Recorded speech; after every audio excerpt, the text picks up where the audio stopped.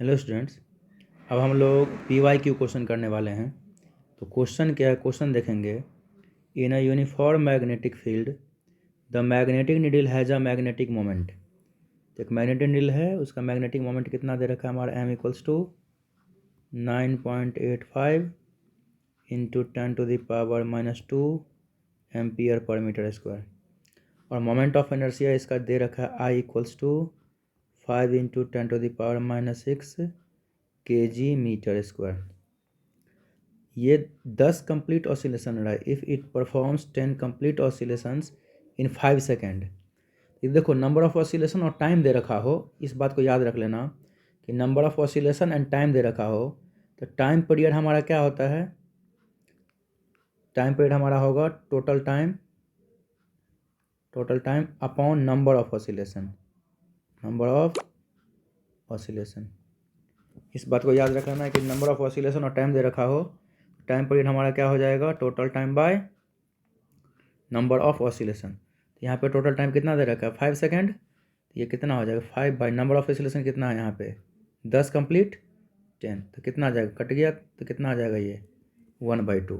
तो time period हमारा कितना आ गया 1/2। तो आपको पता है कि कोई भी यूनिफॉर्म मैग्नेटिक फील्ड में कोई मैग्नेटिक नीडल ऑसिलेट कर रहा है तो उसका जो फॉर्मूला हमारा होता है वो 2π√I/mb होता है, 2π√I/mb होता है।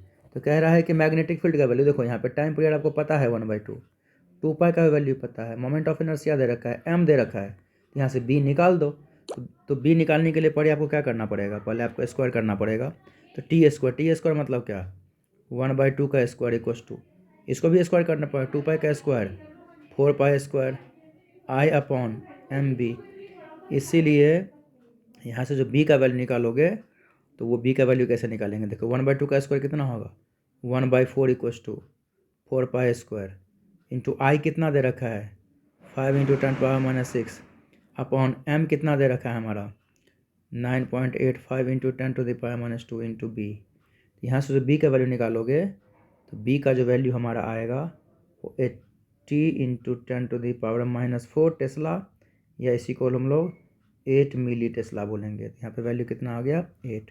यहाँ पे क्वेश्चन में दे रखा है पाई स्क्वायर का वैल्यू 9.85 लेना है, तो पाई स्क्वायर की जगह पर 9.85 लेकर सॉल्व करोगे तो 8 मिली टेस्ला आपको इसका आंसर आ जाएगा।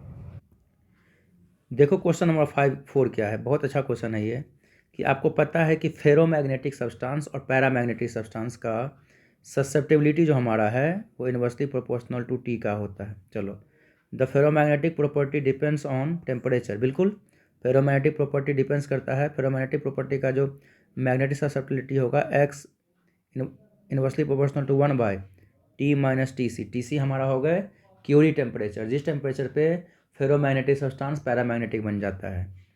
जबकि हाई टेम्परेचर पे या जिस टेम्परेचर पे फेरोमैग्नेटिक सब्सटेंस पैरामैग्नेटिक बन जाए उसी को हम लोग क्यूरी टेम्परेचर बोलेंगे, और हाई टेम्परेचर पे हमारा फेरोमैग्नेटिक सब्सटेंस क्या बन जाता है, पैरामैग्नेटिक। ये तो हमारा ट्रू है। अच्छा, फिर हमारा इसी में है statement 2, at high temperature the domain wall area of ferromagnetic substance increases. तो हाई टेम्परेचर पे डोमेन वॉल एरिया जो है वो इंक्रीज कर रहा है, इसके ये बात कर रहा है। तो कह रहा है कि इसमें कौन सा अप्रोप्रिएट आंसर हो। तो स्टेटमेंट 1 ट्रू है, स्टेटमेंट सेकंड क्या है हमारा फॉल्स। डोमेन एरिया यहाँ पे जैसे आप हाई टेम्परेचर बढ़ाओगे तो फेरोमैग्नेटिक तो घट के बन जाएगा पैरामैग्नेटिक, तो डोमेन एरिया यहाँ पे जो हमारा है घटना चाहिए था, या पार्ट्स मतलब यहाँ पे सेकंड स्टेटमेंट जो हमारा ये डोमेन एरिया की बात कर रहा है, यहाँ पे डोमेन एरिया कभी भी नहीं बढ़ेगा, याद रखना हाई टेम्परेचर पे। डोमेन एरिया में यहाँ पे हाई टेम्परेचर पे कोई फ़र्क कभी भी नहीं बढ़ने वाला है। जबकि यहाँ पे कह रहा है कि डोमेन एरिया बढ़ रहा है, तो यहाँ पे हम क्या इसकी बात करेंगे हम लोग, फॉल्स की। ये फॉल्स हमारा हो जाएगा। तो इसका मतलब स्टेटमेंट 1 ट्रू है और स्टेटमेंट सेकंड क्या हमारा हो गए, फॉल्स हो गए।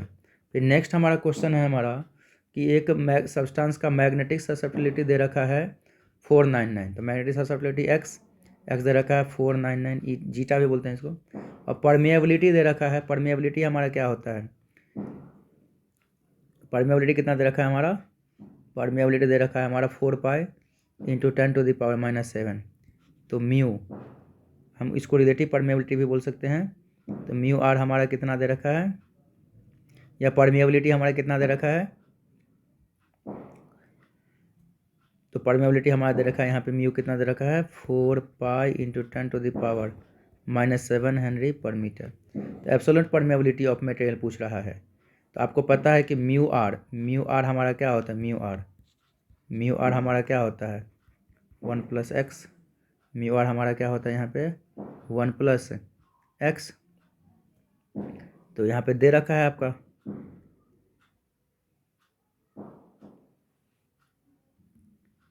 और म्यू आर हमारा होगा 1+x इंटू म्यू नोट।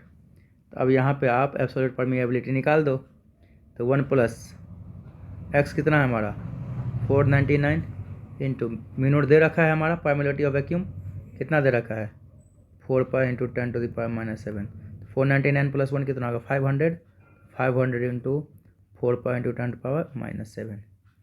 तो कितना आ जाएगा 4.5 कितना आ जाएगा 2 पाई इंटू 10, 2 जीरो हटा दो तो -5, एक और जीरो हटा दो 10⁻⁻4। तो इसका ऑप्शन हमारा हो जाएगा बी। तो याद रख लेना mu r equal to 1+x into mu naught. Mu r हमारा होगा एब्सोल्यूट परमिएबिलिटी ऑफ मटेरियल, और एक्स हमारा होगा ससेप्टिबिलिटी, और म्यू नोट हमारा होगा परमिएबिलिटी ऑफ वैक्यूम। तो इसका ऑप्शन हमारा हो गया बी। अब नेक्स्ट हमारा क्वेश्चन है which of the following statement are correct. तो electric monopoles do not exist whether as magnetic monopole exist, बिल्कुल गलत। इलेक्ट्रिक मोनोपोल तो एग्जिस्ट कर भी सकता है, मैग्नेटिक मोनोपोल का भी एग्जिस्ट नहीं जनरली करेगा ये। फिर magnetic field lines due to solenoid at its end and outside can not be completely straight and confirmed.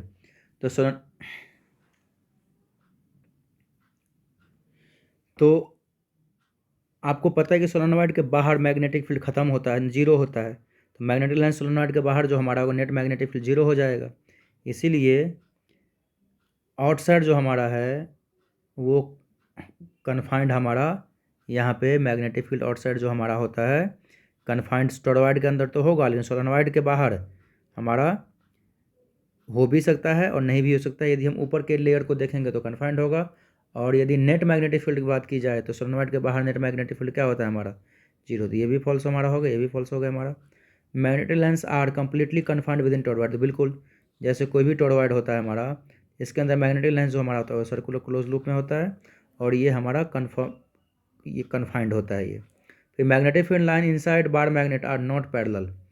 तो बार मैग्नेट के अंदर मैग्नेटिक लाइन जो हमारा होता है पैरेलल तो होता ही है, जैसे ये नॉर्थ पोल है और साउथ पोल है। तो बार मैग्नेट के बाहर मैग्नेटिक लाइन्स जो हमारा होगा वो कहाँ से जाएगा नॉर्थ से साउथ की ओर, जबकि अंदर साउथ से नॉर्थ की ओर। ये सारे मैग्नेटिक लाइन्स पैरेलल है, इसका मतलब ये भी फॉल्स हो गए, ये भी। तो ये एक हमारा ट्रू हो गए सी, डी हो गए फॉल्स। और देखो डायमैग्नेटिक मटेरियल के लिए मैग्नेटिक ससेप्टिबिलिटी क्या होता है नेगेटिव, ये भी ट्रू। ट्रू हमारा सी और ई हो गए, तो ऑप्शन हमारा क्या हो जाएगा इसमें ए, सी और ई इसका ट्रू हो गया। फिर नेक्स्ट हमारा है बहुत अच्छा क्वेश्चन है बच्चों कि एक बार मैग्नेट है वो एक्सिस के साथ 30 डिग्री एंगल बना रहा है, और एक्सटर्नल मैग्नेटिक फील्ड हमारा कितना है 0.06 टेस्ला। तो यहाँ पे एक्सटर्नल मैग्नेटिक फील्ड हमारा कितना है 0.06 टेस्ला। साथ ही साथ टॉर्क जो हमारा है इसका टॉर्क हमारा कितना है 0.018।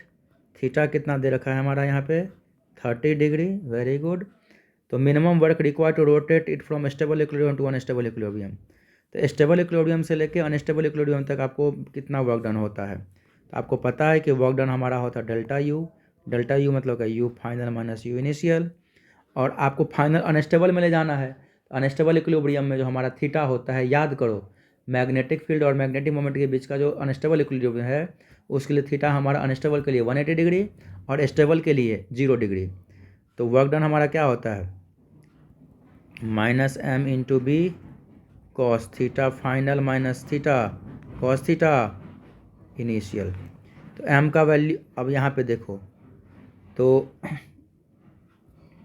आपको पता है यहाँ पे तो टॉर्क की कोस टू हमारा एम बी साइन थीटा है। तो कोई दिक्कत नहीं, इसको अब हम लोग बनाते कैसे सिंपली देखो, कोई बात नहीं। यहाँ पे -m इंटू बी रहने दो, कॉस थीटा फाइनल कितना कॉस 180, कॉस 180 कितना होगा -1 माइनस ऑफ कॉस 0 कितना होगा -1, माइनस माइनस +2 माइनस माइनस -2 और माइनस माइनस प्लस कितना आ जाएगा 2 MB। तो वर्क डन हमारा कितना आ गया यहाँ पे 2 MB। 2 MB क्यों?